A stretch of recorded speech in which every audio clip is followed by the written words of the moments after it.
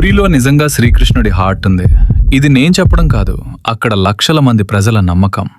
ప్రతి 12 నుండి 19 సంవత్సరాలకు ఒకసారి నబకలేబరా అనే అత్యంత పవిత్రమైన సంప్రదాయం జరుగుతుంది. ఈ సమయంలో కొత్త విగ్రహాలను పవిత్రమైన వేప చెక్కతో తయారు చేసి పాత విగ్రహం నుండి కొత్త విగ్రహంలోకి బ్రహ్మ పదార్థం అనే దివ్య రహస్యాన్ని మార్చే సమయం వచ్చినప్పుడు పురి మొత్తం చీకట్లో ఉంటుంది. ఈ పవిత్ర సమయంలో పూజారి కళ్ళకు గుడ్డలు కట్టుకుని చేతులకు వస్త్రం చుట్టుకుని ఆ బ్రహ్మ పదార్థాన్ని కొత్త విగ్రహంలోకి మారుస్తారు. ఆ బ్రహ్మ పదార్థాన్నే శ్రీకృష్ణుడి హృదయం అని నమ్ముతారు.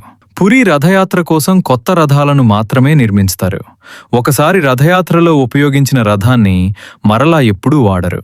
ఉత్సవం అయ్యాక ఆ రథాల కలపను దేవాలయ సంప్రదాయాల ప్రకారం మహాప్రసాదం వండడానికి మరియు ఇతర పవిత్ర అవసరాలకు ఉపయోగిస్తారు.